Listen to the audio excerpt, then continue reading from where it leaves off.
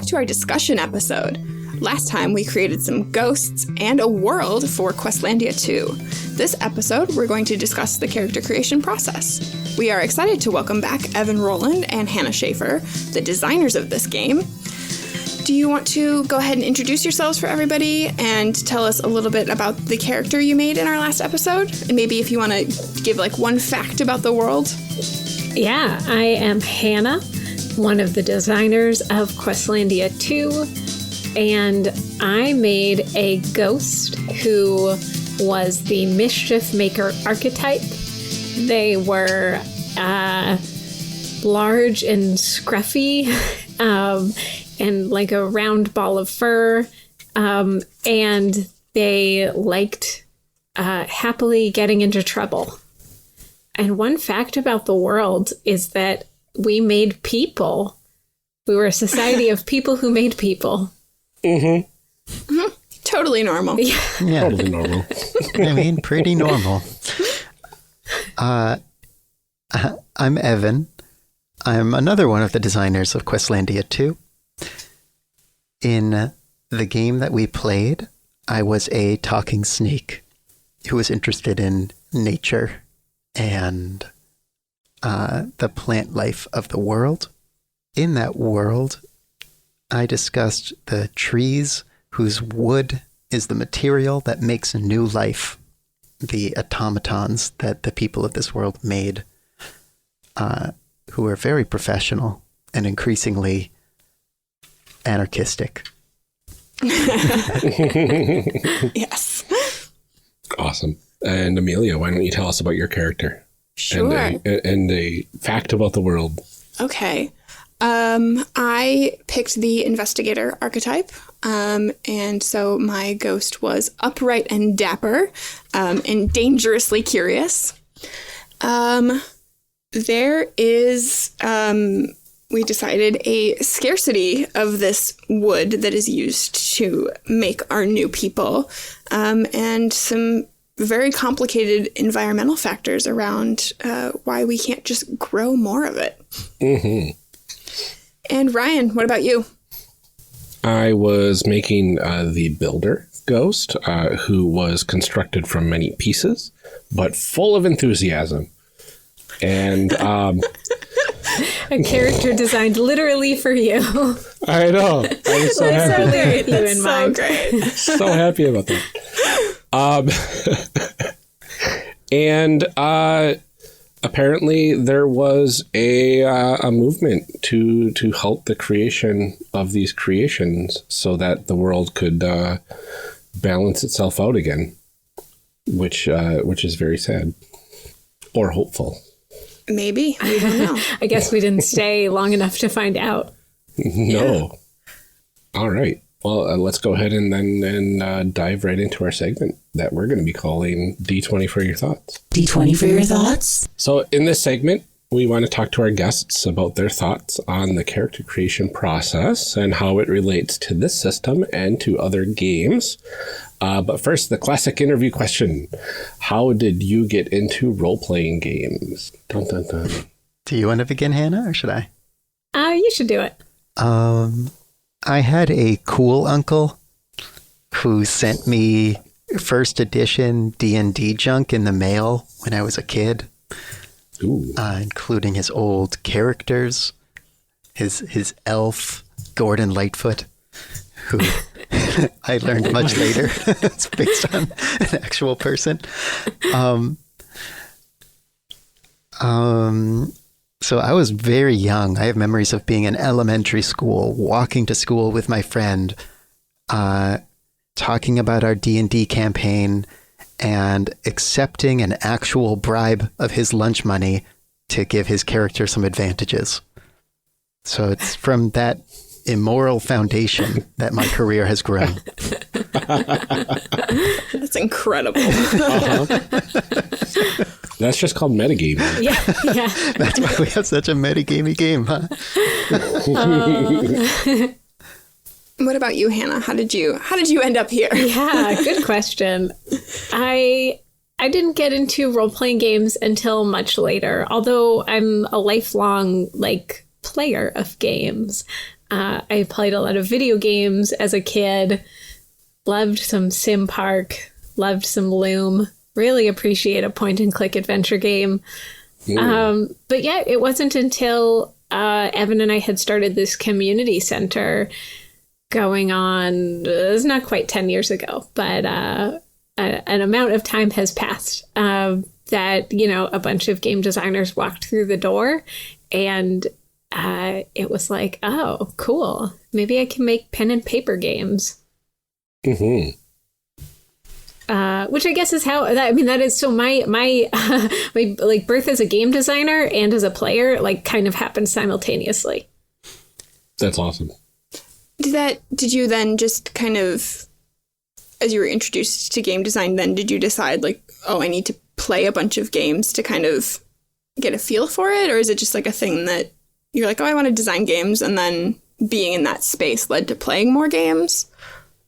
Honestly, the first few role-playing games I played, I think I struggled with a little bit. There were like some parts of the process that I found a little difficult. And so the jump to like wanting to make my own and to see if I could do it myself was, within like the course of a few months. Wow. Yeah, I think that happens for a lot of people, is like you sit down and right away you're like, oh, this thing doesn't work. Yeah, and then rules, you start with like house rules and things like that. And I brought it up, I don't know if it was on this podcast or not, but in our first character evolution cast episode, when we talked to James D'Amato, he said every time you sit down to play a game, you are designing. He's like, you make a decision on what rules you're going to keep and which ones you're not going to use. And so every time you sit down to do something, that is game design. Mm-hmm. And so I think that for a lot of people, that's how it starts, is like, well, this thing isn't clicking for me. It's not working. So either we're just not going to do that, but what else instead? Or how can I fix it? And then it kind of just, like I said before, it just snowballs from there. Yeah. Yeah. I mean, even on our first series, D&D, Tall Squall pointed out that there's 3 different ways to create characters in D&D. 3 different ways to roll your attributes or pick your attributes. Choosing which way, that's a design process. Mm-hmm. Yeah. Which is really interesting. Yeah. You're making design decisions all the time. Mm-hmm. It's just whether you write them down or not. Ryan and I have expressed our love of collaborative world building a bunch of times on this show, to the point where we recently just did an episode that was just about collaborative world building. But I'm interested to know what about it appeals to both of you, because this is a game that's very heavily involves that world building portion. I mean, Make Big Things, like, as a company, we're a co-op. So a lot of what we do is like making decisions together and making collaborative decisions together. And I think that also some of, at least what we were really trying to do in Questlandia 1 was to recognize some of like the limitations of a lot of collaborative games we played. My experience with some collaborative games had been like that it was really easy to get talked over as a quieter player, that like the collaboration turned into sort of a snowball of excitement. And like if you got, it would be easy to get left behind. So making Questlandia 1 was us trying to take the parts of collaboration we loved the most and try to like codify some of the good behaviors. That sounds so boring and like strict. Trying to make just like suggestions for really how to make that collaboration work, because some games are kind of like, now collaborate. And it's what we're trying to do in Questlandia 2. Also, although it's, it's got a long ways to go. I don't want to be too hard on it because, it's still a baby game. But Evan, do you have anything you want to add? When we were first testing out Questlandia 1, I remember being shocked at how much I fell in love with the worlds that we were making at the table. And that shock was partly because I had this idea of world building as being the burden that is on a fiction creator. It's like, oh, Tolkien, his big achievement was creating this big world. that then he can introduce us to. As opposed to thinking, first of all, that is achievable. It is not a absolutely titanic, mysterious process to make an enormous world that's interesting and new and worth exploring. And second, that it's not work, that it's thrilling. It's really fun to make your own world.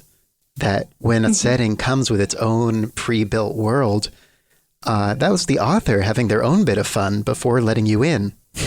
And by starting the game with creating the world altogether, not only can you enjoy the process of doing that sort of archaeology and growing your understanding of the setting, you also have the chance for everybody to put a hook into it so that it reflects something they care about. Like maybe some people at this table care about climate change or discrimination or, the politics of how people get into society and what roles they take. Because those are some of the themes that just sort of naturally arose through our conversations about the world that we made. And I think that makes a world that everybody feels invested in. I love it. Yeah. So is that part of the reason then why you made it a GMless game? So everybody was on the same level in that collaborative world building process? Definitely. I mean, part of the GM's job is to make a setting that everybody can be engaged in, right? And like your job is to make sure that all the players at your table have a way that they feel invested in the world and excited to be a part of it and have things to do that reflect what their character is sort of pointed at. A good GM will be supporting their player group like that. In Questlandia, we want everybody to be doing that for each other all the time. And everybody to feel that same kind of connection to the setting. Like if we did have a GM and I was still asking you to make a part of the world, you might not feel the same responsibility to make that part of the world relevant to everybody in the group, connected to everything that everybody else is making, because it could just be off-put onto the GM. It's their job to bring it all together, to make the story out of it. This game focuses a lot on player input in creating the story, but it still does use dice, or in this case, a die. And the original Questlandia used playing cards too. Why did you feel like adding that element of randomness was really important to the process? I mean, I feel like even from what we just played, for me, even though I love the world building, it takes a lot of like creative energy. Like it can be both fun and exhausting at the same time. And I feel like also when it's collaborative, there's like this emotional component of like, is this idea okay? Is somebody not gelling with this idea, but they're like not comfortable saying it? And so adding randomizers both it feels like it takes away a little bit of that like social stress and also creative stress. And it just like, you can often come up with things that are so much more creative with like a little bit of that limitation. I mean, the difference between like rolling for an eye and picking Iris and having nothing to roll on and being like, what should the name be of the kingdom we start in? Especially when you're playing, you're just in the very beginning of a game, maybe with strangers, like that eye ends up being really crucial. Mm-hmm. Yeah, I find that gaming, for me, always works better. I say this about like pretty much any system, is when I have at least a little bit of a structure to work within. Like I need somebody to build some of that scaffolding for me, because otherwise it's just too overwhelming to be like, I don't know, you can do anything.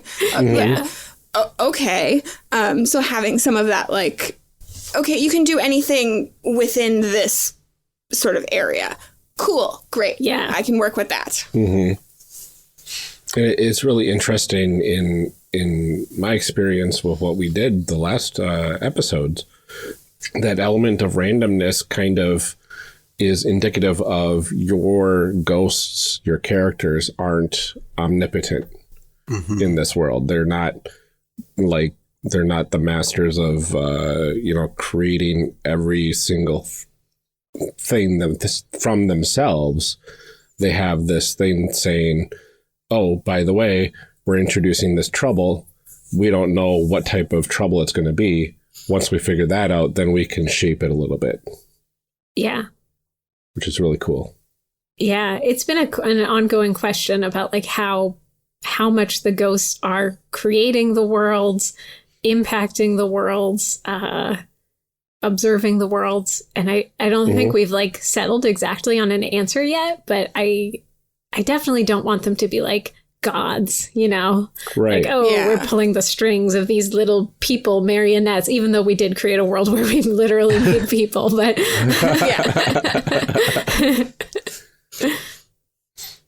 So what does the process of character creation then tell us about playing the game? I mean, it's an interesting one because well, the process of character creation was just like there's like nothing three things, right? So like that doesn't tell us a ton, but then like what we went through after that to do like the world building was I don't know. I think it does tell us a ton. Like the silence is deafening in this case, where it's saying, you know, you don't know much about yourself as this ghost going into this thing, whereas we don't know anything about the world going into it, aside from the name of what we call it. Effectively. I like that we just answered that question. Like we have like an interview podcast. I think Here's what detail you about your Why game. don't you tell us?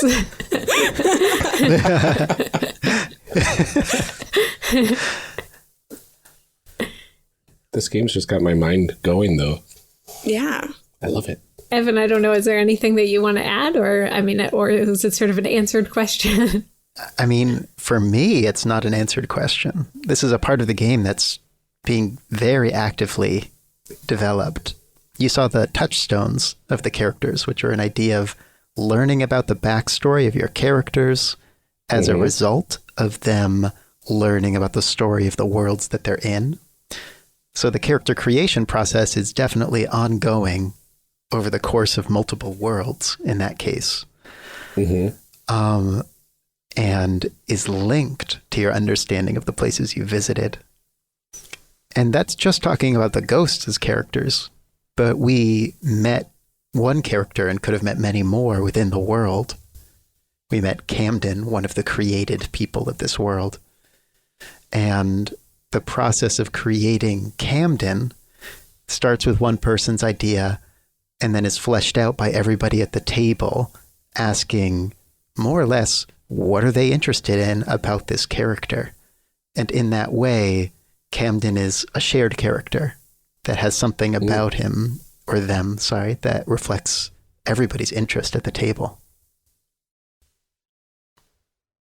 And that's interesting.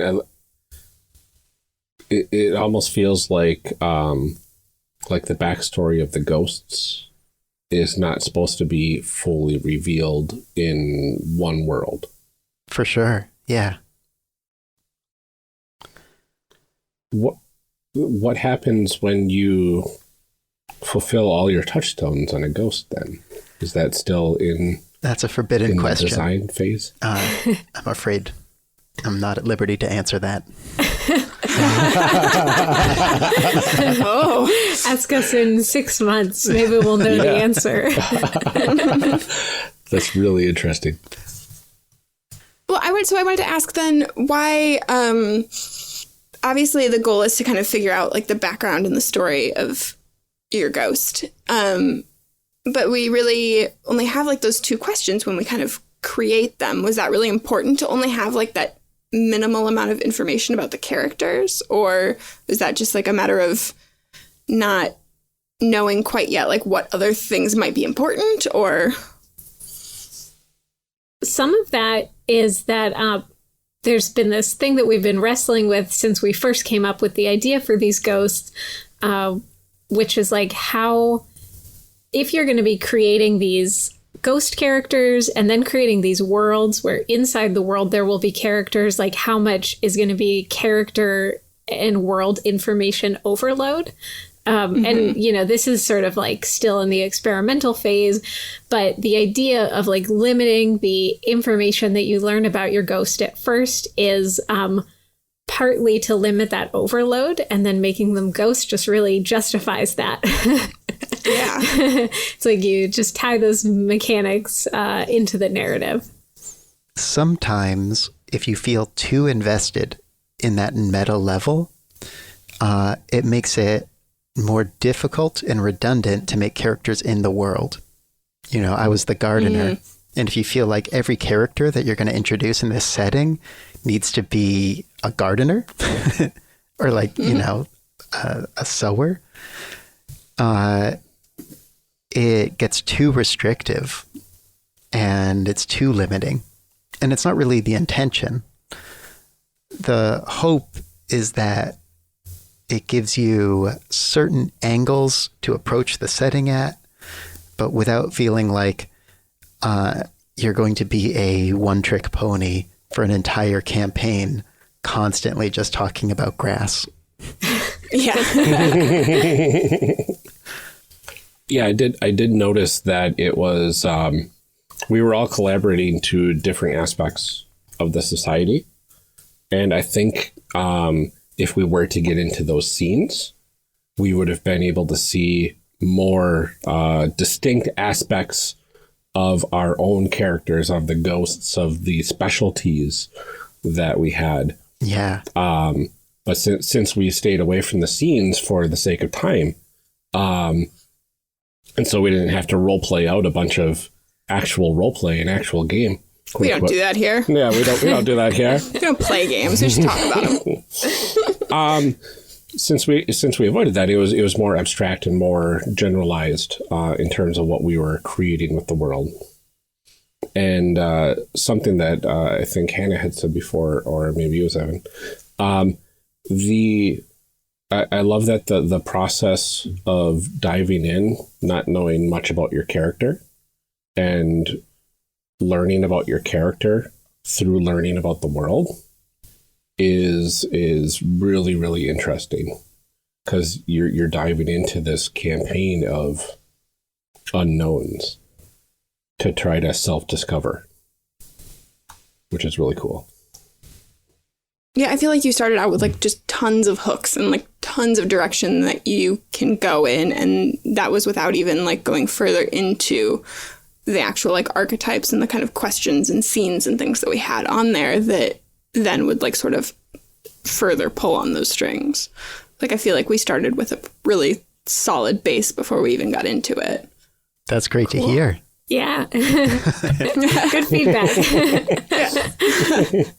I mean, I'm so like obviously this is a GMless game, but this is a thing that interests me a lot of times about character creation is the way that we make choices there and what that can tell a GM about like the kind of game that you want to play.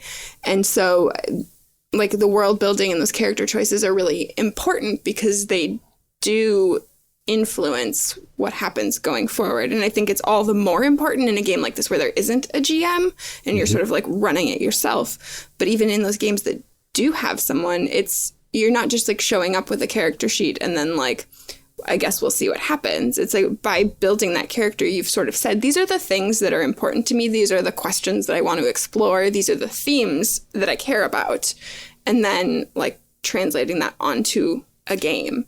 And I feel like this game, from what I can tell, does a really good job of that and is all the more important because you're having to do that yourself. You know, because there isn't somebody running things or picking like where the story is going to go. You're all doing that together. Yeah. Yeah, we tried to make a lot of those decisions just very explicit, where the touchstone of a character, like the investigator has a touchstone, which is somebody is murdered in the setting, and we need to find out why. And that would be you just saying really explicitly, I want there to be a murder mystery in this world that we're going to solve. Right. And I want everybody else at the table to weigh in about what would make that interesting and difficult. Mm-hmm. So it tries to give everybody the tools to be very clear about what they're asking for from the game and to have the tools to deliver it to each other. Mm-hmm. Yeah, I would say the only quote unquote flaw of this type of approach is kind of the point of the game, really. So it's not really a flaw in the game design itself. It's a flaw in the you don't know much up front, if anything, aside from I'm going to be the builder and this is what I look like and this is how I act. Mm-hmm. Right. And you have to kind of invest yourself into that like super meta level and want to dive into different plane as different NPCs within this world. It's not a real flaw. It's just a different way to play. Because you're not coming to a table with a fully fleshed out character. Well, so we didn't ask this question yet, Ryan. Oh, I apologize. Just jumping ahead. So one of the things we like to talk with people about is like, what are the flaws? What are the things that you are proudest of?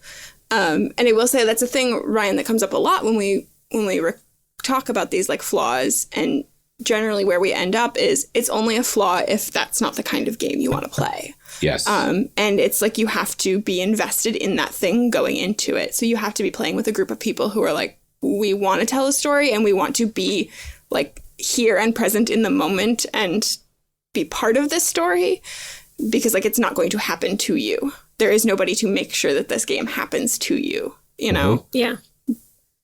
And so like, I guess if that's, you know, if you want to show up and just kind of like casually like hang out, this maybe isn't like, you know, like if you want to be on your phone and also like playing this game, it's like probably not going to work out for you. But then maybe this just isn't the game for you. That's not a flaw in the game so much as it, you know, like not everything is for everyone, right? Yeah. But I want to ask you too, because you've been like looking at this game so much and like changing so many things. Are there things right now that you feel like this is a thing that I definitely know needs to get fixed? Or is there a thing that you generally feel this is a thing that like we're going to keep, this works really well? I mean, definitely as we were playing, there were little things where I was like, oh, I want to tweak this or limit this or shift this.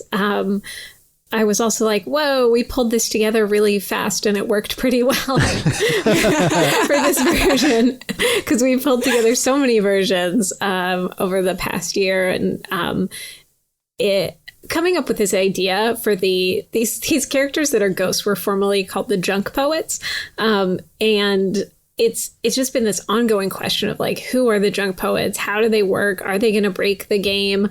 And making them these ghosts has really helped things come together.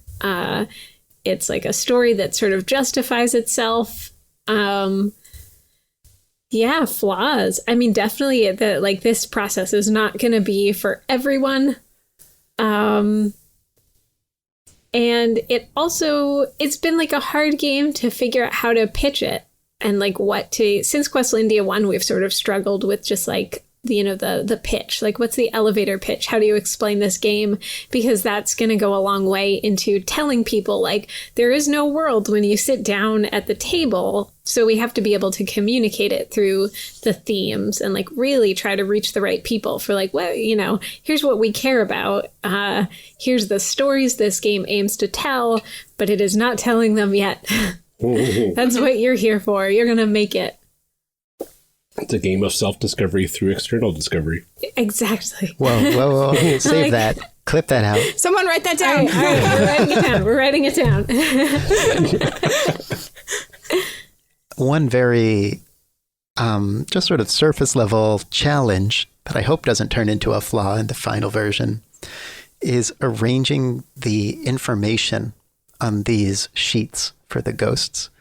Because that sheet is both a character sheet of how to play this character and advance them and what tools you have. It's also a GM book.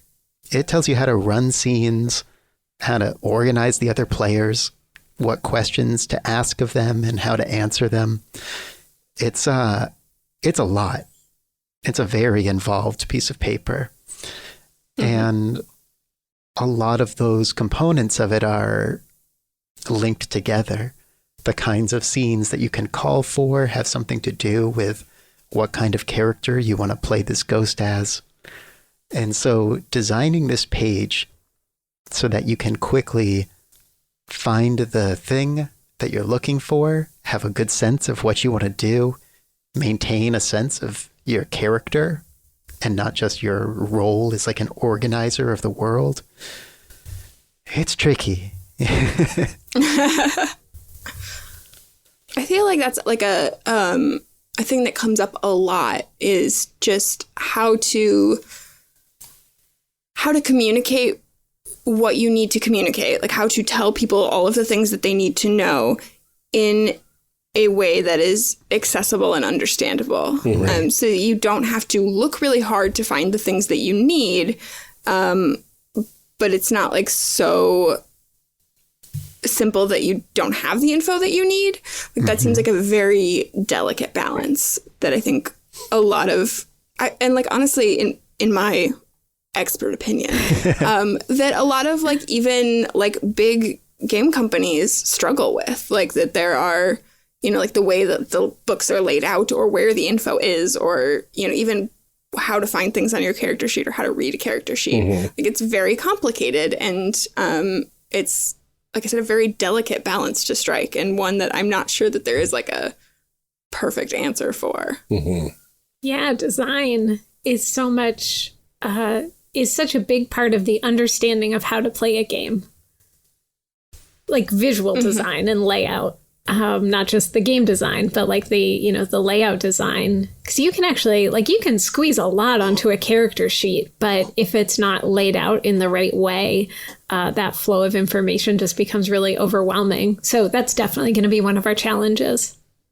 I think that's a thing too that is, it's difficult to do on your own as a designer too, because like the way that you look at the sheet is also colored by the fact that you know all of these other things about the game, whereas I know nothing about this game. So when I sit down and look at the sheet, is that enough to tell me what I need to know? And so that's a thing that you have to kind of collaborate with, and that's, you know, like playtesting and feedback and things like that too, of balancing like, you know, what do I feel like you need to know versus what do I feel like I need to know? Yeah. You know? Sure. Definitely. Yeah. Yeah. I know. Yeah. It's like, that sure is a sure of like, oh, sure, sometime we're going to have to send this out to other people and, you know, like not be there at the table and get that next round of feedback. Where you thought something made sense visually that totally didn't. Yeah. Yeah. So how have you changed the system from Questlandia 1 to Questlandia 2 to tell these different stories, aside from making it into a long-form campaign sort of deal? Something that I feel like we're still working on in terms of not just changing the game, but changing the types of stories, is that Questlandia 1, it was this game about collapsing kingdoms, and the game didn't really tell you, like, sometimes you could make these choices, basically, with the dice to get something good for yourself in exchange for throwing your kingdom or your world under the bus. And so for a certain type of player group, or like a player who is like, I love the Joker, some men just want to watch the world burn, like you would get these worlds that sort of descended into like a jolly type of chaos. And making the game now in the political climate that we're in, where it feels like that type of chaos and like being joyful about that type of cast just feels like a little too on the nose for us right now. We wanted to change the game to make sure that it told stories of people, you know, maybe confronting a difficult time and like coming together in that time, and people who aren't necessarily like, they're not heroes, they're not necessarily good people, but that it didn't like delight in that type of it's chaos and it's all on fire, and that's, you know, that's funny. It felt like, you know, the 2014 version to the 2019 version had to get a little bit of a kindness upgrade. I don't know. Evan, is there anything that you want to add? I mean, I think that's right on. Yeah.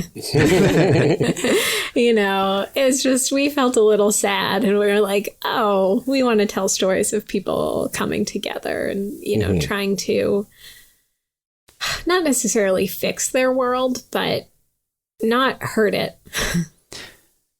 It makes sense. I'm wondering how much that kind of thinking has influenced some of your other game design too, because it seems like both of these versions of this game have been fairly influenced by, you know, like the world around you and the political climate and things like that. And I'm wondering, like, is that something that has always sort of fed into your design work or your creative projects, or is that something that has, like, you've used this as a project to kind of channel some of that? You want to take that, Evan? I think, you know, some of both. Every project has some real world inspiration. When I was working on Noirlandia, which is about principled people in a corrupt society, I wasn't thinking like, this is a corrupt society and these are going to be people who shake it up. But it involved watching a lot of noir, thinking about isolated acts of crime or, you know, problems in society versus systemic issues and how to mechanize that. And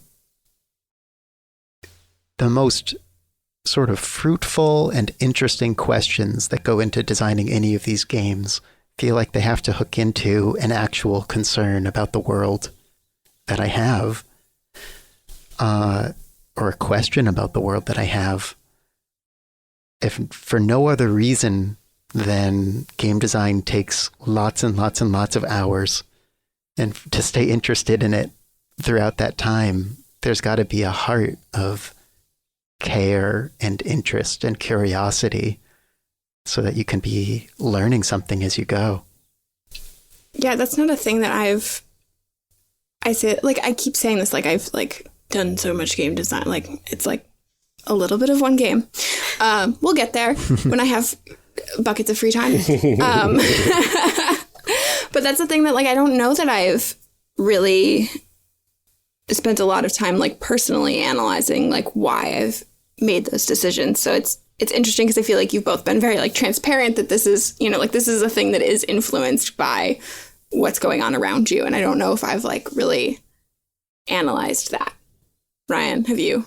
I mean, it also depends on the kind of game you're making too, like how much that influences. Like, I think in my case, at least, it's not so much about, like, my political views or the world around me sort of affecting what's happening in the game or, like, how the game is played, so much as it's the reason why I need to be making something. It's like, this is my outlet for, like, this frustration or these feelings of, like, you know, in my case of, like, this need to be productive or create something. It's like, I have to be doing something tangible with my time. And that's where mine comes from. But it's, I don't know, it's just interesting. Yeah, I just wanted to create a game where you create any sort of world you want to play in, and then you play as heroes in that world. And that's kind of where Chimera kind of started from, where you can blend any number of these genres, but you are the hero of the story of that world, which was very compelling to me. Whether or not that had anything to do with society or just me as a early teenager saying, I want to be a knight when I grow up. Yeah. That's a part of society. That's you figuring out your role. I know, right? Yeah. Absolutely. Well, and I feel like that does fit you, Ryan. Those like you're the kind of person who like Ryan always plays the healer. No, no, but you are the kind of person who's like, I'm going to fix the problems and I'm going to like be this like, you know, like this force for good always. Like, you know, you're not quite as jaded as I am. Yeah. Be the change you want to see in the world.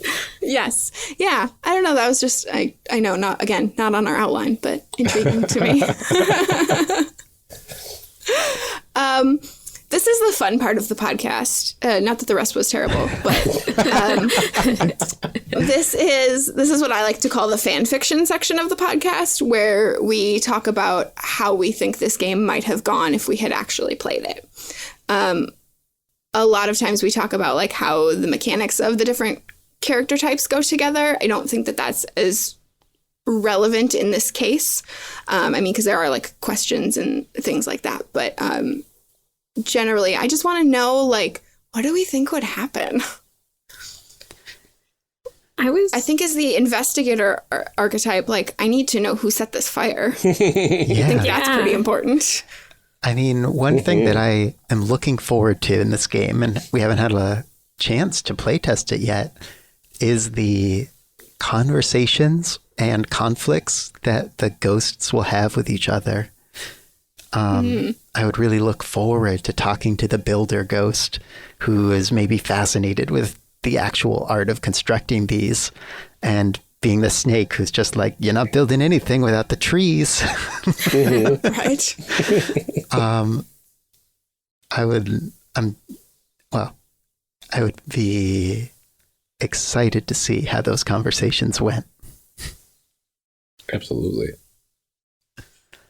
Yeah, that's an interesting thing too, because we don't really know much about ourselves as characters. You know, I wonder how like role playing that would go, because there isn't a whole lot of like, I don't think that we have a whole lot to go on there, which isn't a bad thing. I'm just like interested in, I think other times when we've built characters, it's like, okay, I have a general idea of like my personality and Ryan's personality and like how that would interact, and we don't have as much of that here. So I'd be really interested just to see like what that looks like, as opposed to, yeah, I think you're right, just like our interactions with the world, but with each other too would be fascinating. Yeah. Because I have no clue where that would go. The dream is for that to be something that can grow and evolve over the course of a whole campaign. We've been to multiple worlds together, and we're feeling more and more at home with our ghost characters and our relationships to each other. And in a certain sense, the focus starts to shift more to the ghosts and why they're here and what they want out of these worlds over time. But it's just a hope. That's my fan fiction for my own game. No, I really like that though, because I think that's a problem. I don't particularly like to play one-shots because I feel like I don't have enough time to figure out who my character is. I just always like walk away and I'm like, that was a fun game, but like I don't feel like I got like the level of immersion that I wanted because I just didn't have time to figure it out. And so it's a thing that I prefer about campaigns. And I kind of like the idea that I don't have to know any of that right away. Because I feel like that first session is always really awkward for me, trying to like figure out exactly how to inhabit a character, and it feels like this game would let you kind of slowly figure that out over time, which is a thing in my personal experience that I'm doing anyway. Yeah, it's interesting because when you have talked in the past, Amelia, about prepping for long form campaigns where you know this is the character I'm going to be playing for X number of months, you prep the heck out of that character. Right. You've got a lot of good like backstory. So when you know the first session starts, you know a lot about what that character is. This kind of takes away a lot of that pre-game pressure. Yeah. I think that's true because I I have weird feelings always about like backstories and like, you know, like coming in with like a ton of information, because I don't feel like that's a thing that you should put on your GM. Like you don't have to read my 300-page novel before we can sit down to play. And I also have like complicated feelings about getting too attached to something that hasn't actually happened at the table. You know, like having this idea of like, this is who my character is, and then getting into the game and that doesn't quite fit. And like, how do you know, resolve that dissonance? But I do like to go into a game and kind of have an idea of like, what is the kind of arc that I want for my character? Like, what is their central like personal conflict? And like, you know, like what would a potential like story arc that you want to play out? Which is a thing that this game sort of has you do in the moment, rather than me spending 3 months being like, I don't know who they are as a person and like what they want out of life. I don't know, but like we'll figure it out. Yeah. It almost feels, which is an interesting way to play a campaign. I don't know. Yeah. I don't know if I would really, really love it or be like, I don't know. I just like to know things.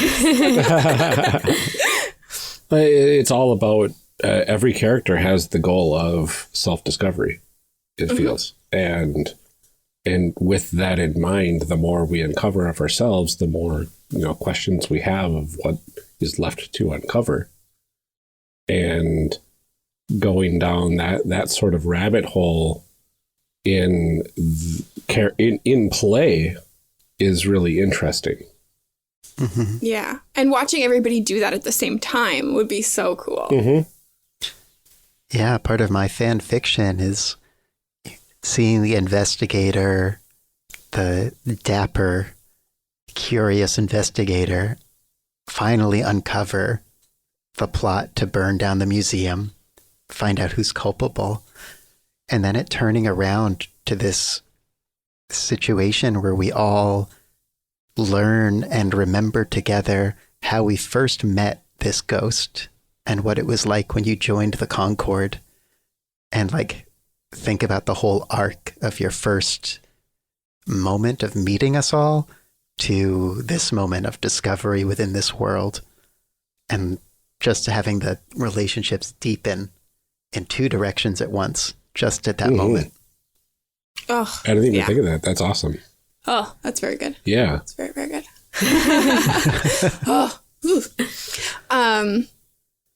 Yeah, I'm intrigued by like that idea too of like collectively deciding that backstory too.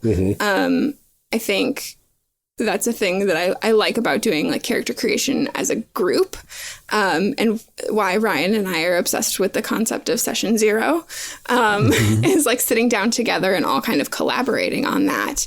But I think even in most games, like as much as you might collaborate and like talk it out, it's still not a group process, you know, which this very much is. Yeah.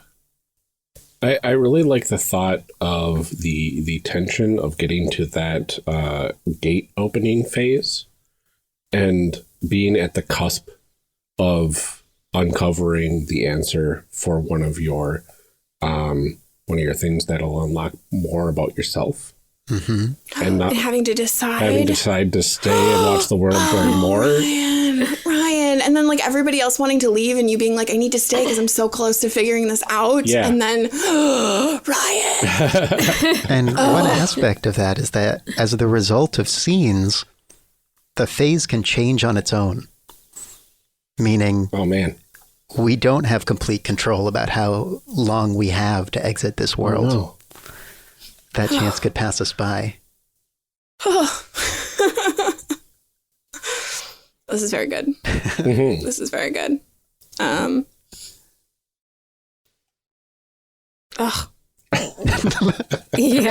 I'm just, yeah, very good. That's all I have. That's percolating. Hot take.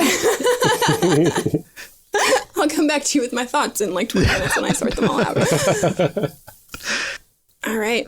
So let's go ahead and get into our last segment, which is our advancement discussion that Ryan has so helpfully named Take It Up a Level. It's a very good one. It's we not. need like a musical hit for that, right? Dear listeners, I continue to be upset about this. Take it up a level. Take it up a level. Awesome. Well, in this segment, we will cover how character advancement and growth works in the system. Over the course of a story, we often see characters grow and change as people within the narrative. So what sort of changes happen to the characters in this game, aside from the obvious ones? Yeah, I mean, I guess we've talked about some of it. Like, you're meeting these characters throughout the game, and the advancement to some extent is like, now we've played 4 sessions and you get to learn your name. Yeah. So this gradual uncovering of meeting yourself is going to be a big one, and also finding those hits of like when we can really like deftly connect plot hits to things that would like, jog your ghost's memory of themselves. So that's a big advancement, is just going to be this gradual reveal of information.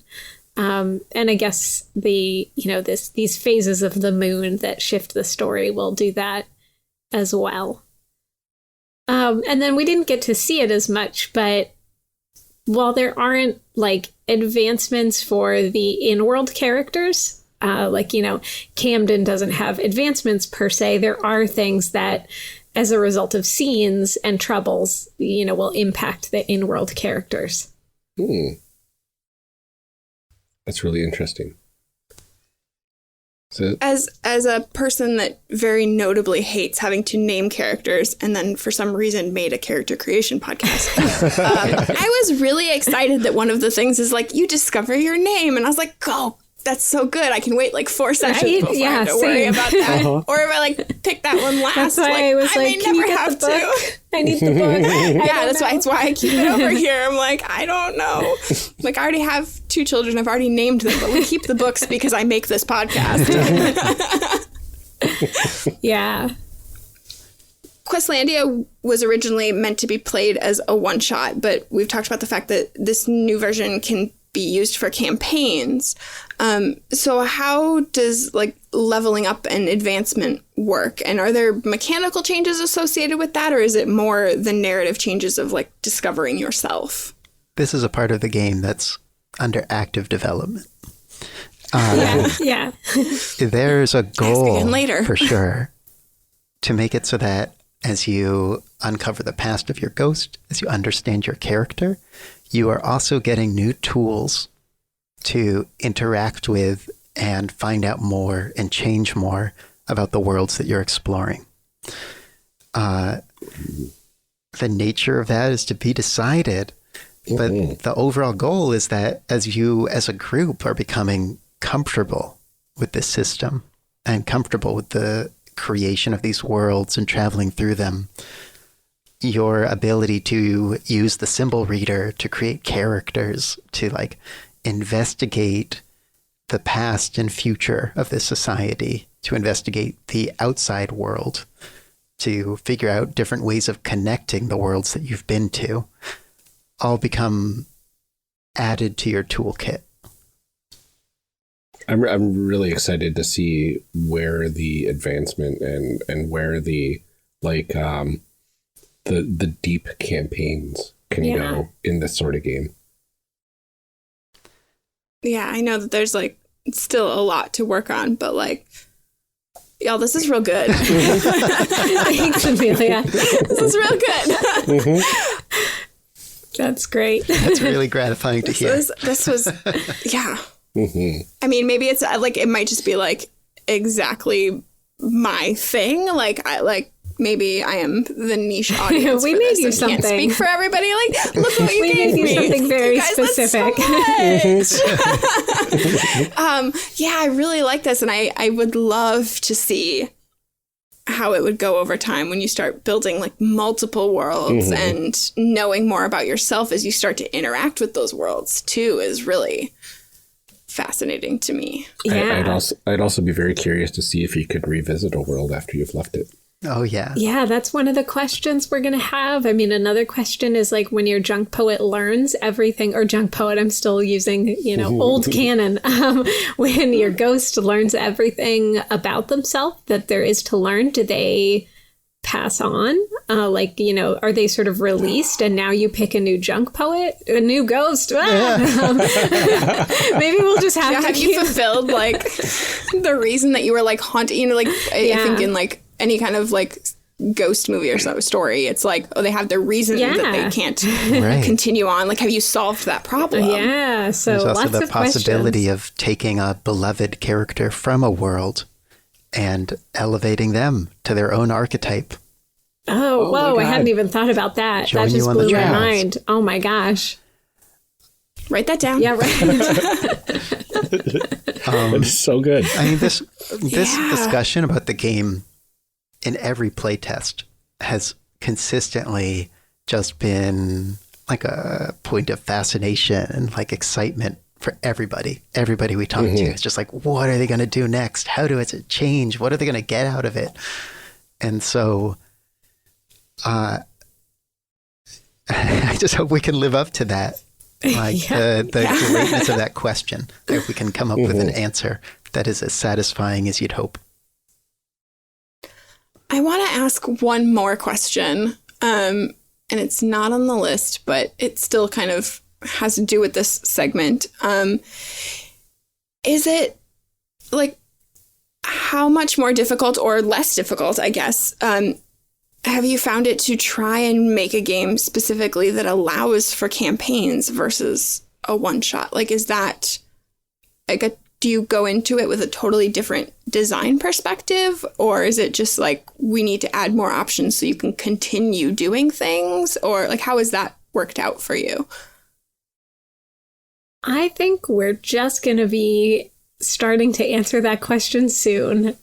I mean, this is our first campaign game that we've made. And in some ways, I feel like we're cheating because we're taking these worlds and like, you could just play in a world for a session and then you could play in another world for another session. But I think we do want to make, have options for playing in a world for many, many sessions. So I feel like it's a lot harder, because there are like mechanics that you can use. Like in Damn the Man, Save the Music, it has these really simple mechanics. There's sort of 3 things you can do in a scene, and then you play for a few hours. And like, those aren't mechanics I necessarily would want to see for like repeated over a game that I played for years. But for a game where you have like, a half an hour to learn the rules and then play it with everybody, it works totally well. So I don't know, this is a whole new challenge. I mean, one of the big challenges of a campaign game is playtesting a campaign. Well, yeah. Dang. Huge. Forgot entirely about that part. It's hard to, it's hard to get any group together for a campaign, let alone a campaign version of a game that's in production where you have to restart sometimes because the game has changed.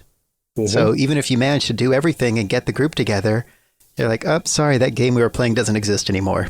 There's a new one and it needs to start from scratch. It's easy to test the first and like part. to relearn the rules every time too, then if there are different rules. Then... Yeah. Please forget everything you knew about the previous game, or we have to find new friends. It's like, I know, or use that like little Men in Black memory wiper on our existing friends. very tricky. I don't know. I think that like as a player, that would be very fun though, to like constantly like sort of push at those boundaries and say like, this thing definitely worked. This thing definitely didn't. And then, and then the question too of like how much influence do the players have on what that future game looks like, because that is also one campaign, right? So like this mechanic that worked super great in the story we were telling, like does that also translate over to an entirely different game? Totally. Yeah. I mean, we actually play tested. The first ever play test of Questlandia 2 was years ago, and we just kind of slapped the mechanics of the first Questlandia into a game and ran it with some of our friends. And all of whom I think were game designers. And when we finished the campaign, I was like, Evan, that worked great. We are just going to have such an easy time making this game. And Evan was like, Hannah, I'm sorry to say that was just our friends. They're just like really nimble and like wonderful and enthusiastic people. And they're it's possible there's not actually a lot of a game here. Yeah, they were the kind of people that you could just be like, you know, let's have a scene. And they'll be like, great idea. It'll have to do with the king's aunt. Yes. And I think too, if they're game designers too, there's probably like some level of sort of like a base knowledge of how games work and how mechanics work and like kind of coming into that. But we talked earlier about making this a game for people who haven't really played these kinds of games before too, which adds a whole other level of like complexity to that design part. And, trying to explain that to people who don't even really know what a role-playing game is. Yeah. Mm-hmm. I do not envy the task ahead of you. I like what you have so far, but like, oh man, I'm tired thinking about it. Yeah. Awesome. Well, is there anything else you want to say before we wrap things up here? Listen to Design Doc. It's sort of the strange darling of the One Shot Network. And it's probably at this point the best way to follow the progress on the game if you liked what you heard. Mm-hmm. Absolutely. I highly recommend it as well. Yeah, I'm so excited to see where this goes. Thank you. Yeah, and thank you both for playing. Yeah, you were our unwitting playtesters, too. It's like, you fooled us. We don't play games on this show, Hannah. How dare you? Surprise. Oh, no. Awesome. Well, Evan and Hannah, thank you so much for joining us to talk about Questlandia and Questlandia 2. Can you remind everyone where they can find you and how long we might have to wait for this game? Oh, goodness. Or follow the progress of the game. What a question to slip into the end. What a dagger to pull out. Okay, so like all of the questions, how can people find you? How can they find Questlandia? How can they follow the progress of Questlandia 2? What other things are you working on? How can people find you, Evan? People can find me on Twitter at @ADrawnNovel. They can find Questlandia. They can find some information on our website, which is makebigthings.com. But if they want to know everything about Questlandia 2, you should check out Design Doc on the One Shot Podcast Network, where you can learn more than we remember even about the game. Oh, yeah. Dig up the archives. Mm-hmm. What about you, Hannah? If people want to find me online, I am on Twitter at HandBandit. I have a Patreon, I think also at HandBandit. And where else? There was something. Oh, and in terms of when the game is going to be finished, we've had to swap production. This was supposed to be our next game, but we've swapped it with Starship Ultralux. That's going to be coming out probably around January. But for Questlandia 2, I am like trying to convince Evan and Brian that we should be sort of releasing this game digitally on itch.io in pieces and kind of continuing in the Design Doc spirit with, this public design process. So if I can convince them, maybe the game will be available very soon in some playable format. If not, you'll have to listen to Design Doc to find out, because I don't know. To be determined. Yeah. Mm-hmm. Well, thank you again, both of you, for sitting down with us. This was so much fun. And thank you to everyone for listening.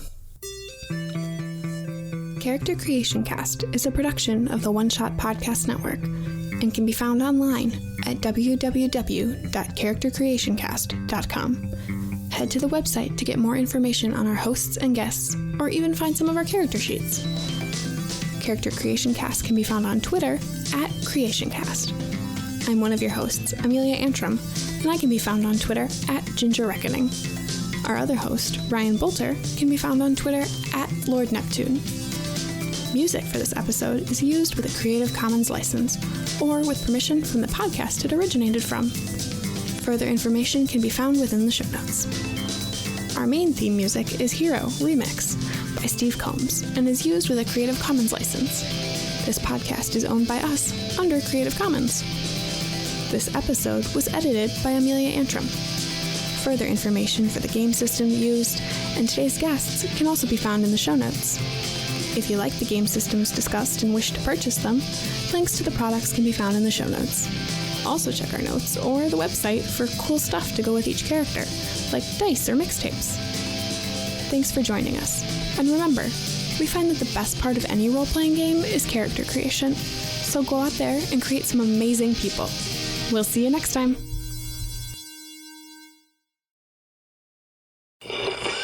Now we gotta read some show blurbs. Show blurbs. Show blurbs. Show blurbs. Show blurbs. Character Creation Cast is hosted by the One Shot Podcast Network. If you enjoyed our show, visit oneshotpodcast.com where you'll find other great shows like Arms of the Tide. Arms of the Tide is an actual play about fighting for what's right in an original magitechnological world on the brink of catastrophe, using the Mutants in the Night system.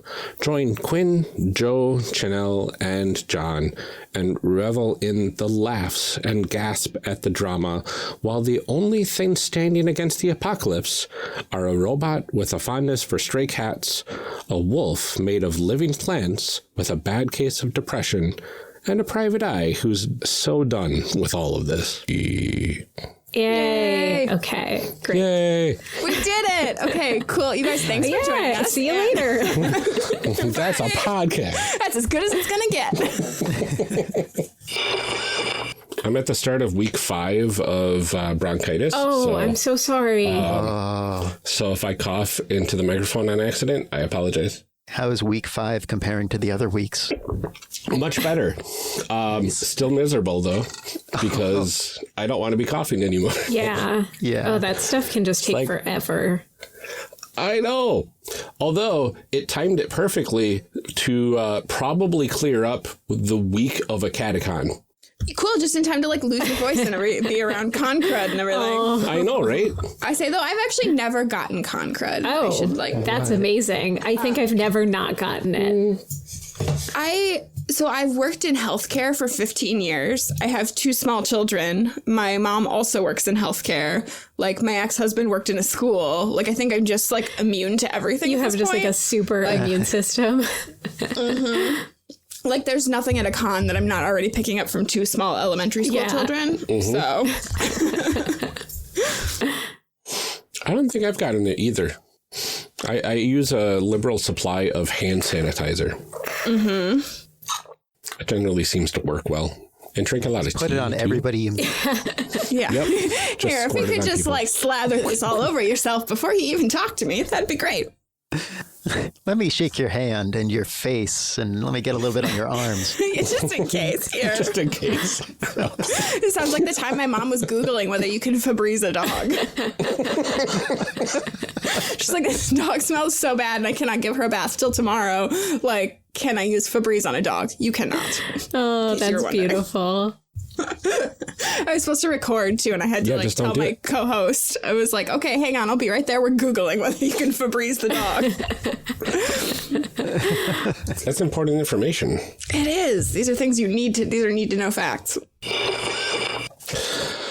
Whew, it's kind of warm in here, but I just had some super hot tea, like so it's a sauna, so I know it's weird. It's not normally that warm this fast, but like I said, I just had some hot tea, so that would make sense. Are you wearing our You're podcast bringing shirt? steam into a sauna. It's a dangerous game. Of course, I'm wearing our podcast shirt. It's cozy and it's fashionable. You can get yours at the One Shot Podcast store right now. Just like this banner. Oh, that's so cool. Banner's awesome. I know. I know I'm going to forget this to bring to a catacon. Put it on the table for a panel. Oh, Oh, It'll yeah. look all official and everything. Should. The image resolution for the G5R one wasn't big enough to do the banner. You could do everything else. I was kind of bummed. We make games. I'm going to just start that again. We make... What do we do? I know. Who are we? Now is the perfect time for an existential crisis.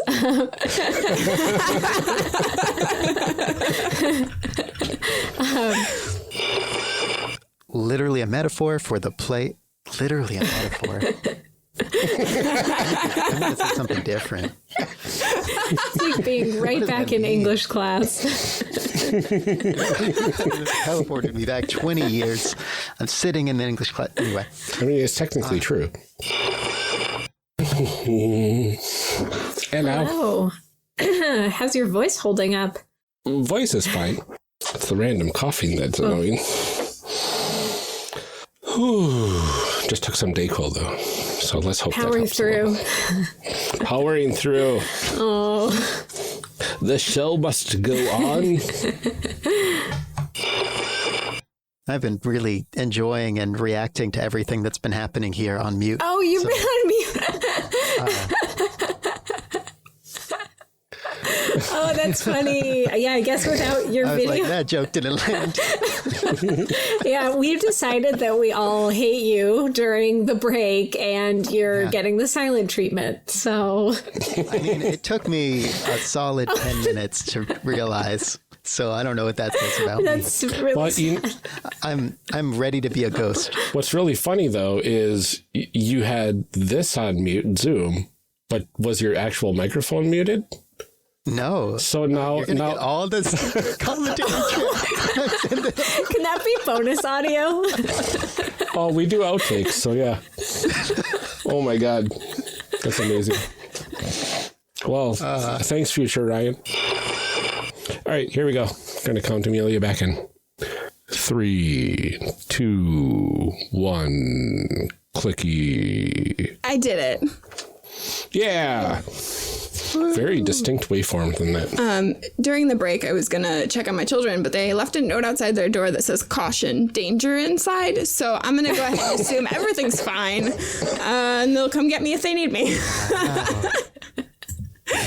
It has a little triangle with an exclamation point in it, too. So it looks very serious. Oh, like a very official caution sign. Yeah, absolutely. So I was like, You have to... I'm going to leave that alone. Yeah. Oh, If it's that official, you have to. I mean, they're quiet, though. So that's the part that's concerning to me. So something's up in there. They're probably just reading. No, Nate already read the book that I got him on Wednesday.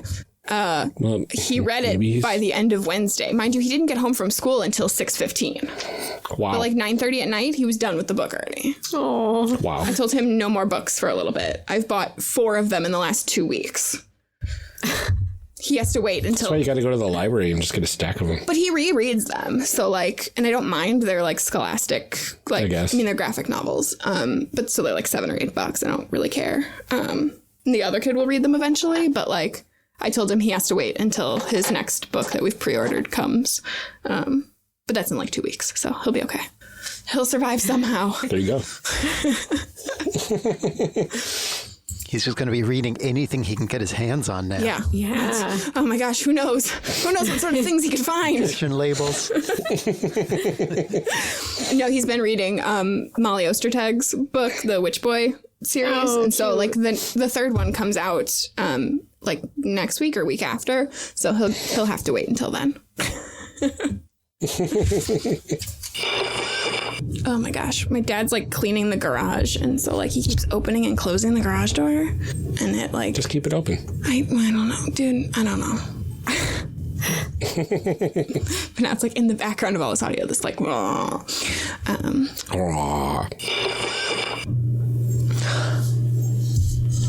It's easy to remove, though. It's white noise. Uh-huh. What about you, Evan? My appearance is a small garden snake. And my manner is rough-edged and loving. Did we lose Evan? Oh, I think we lost you for a second, Eb. Oh, all right. Am I back? Yeah. Yes. It seems like you are, yes. Okay. I thought you all were just like really. Oh no! Right. This is really. So like we were ignoring you before, and just sending you through the ringer here. this is just emotional turmoil. Definitely the wrong choice. I'm going to stick with it. Okay. And Sorry. Now he's playing like very loud music in the garage.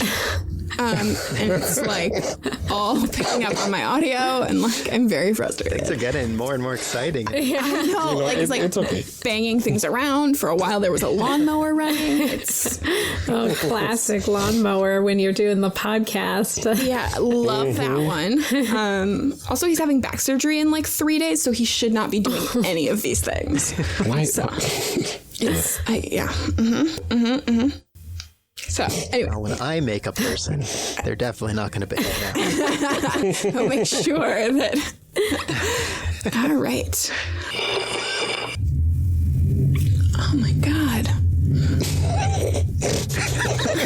Now we're starting up the Mustang. Oh, It's fine. Lord. It's okay. This is fine. This is great. I'm so sorry, Ryan. That's okay. Maybe Evan, you cut out again. Oh, really? Yeah. But no, I'm Yeah. not. You're good now. You're Okay. good.